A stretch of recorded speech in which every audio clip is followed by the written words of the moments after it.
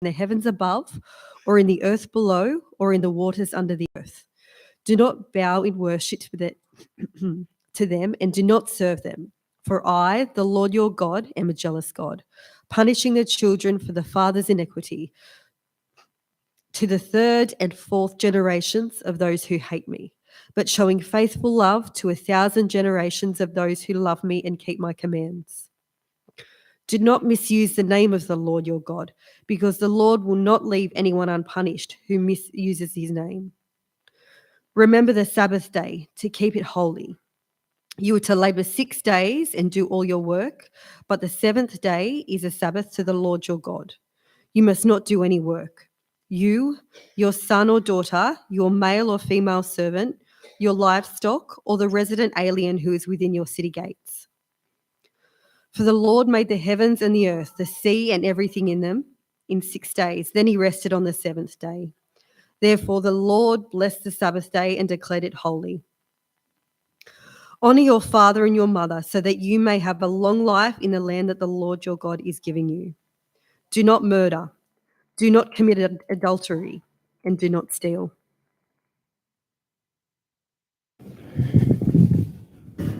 Thanks, Paris. Now, as I'm sure you're aware, we've, over the last couple of months, been looking at the 10 Commandments, 10 pretty well-known aspects to the Old Testament. Now, the first 4 commandments are basically recognised by Jews and Christians alike, but not so much by the wider world. But the next 6 commandments are pretty much seen across the board as valuable by our modern, wider society. In fact, you could probably even argue that today's command is the backbone of any stable, established society. Today's command provides community with the basic stability it needs to both function and thrive. And it's very, very simple. Do not steal. We know this command. Most of humanity has known this command, and most of humanity has accepted it. Yet its application is far broader and much more complicated than we'd actually like to admit. Because when you properly understand this command, it, like all of them, is one that each of us are prone to breaking on a daily basis. But think with me for a second about the context that this command was actually first given in. These are the commands that God gave to Moses as they were walking through the wilderness. He gave them on 2 stone tablets while he's on Mount Sinai during the Exodus from Egypt. This commandment was given first and foremost to the wilderness generation, the generation walking through the desert.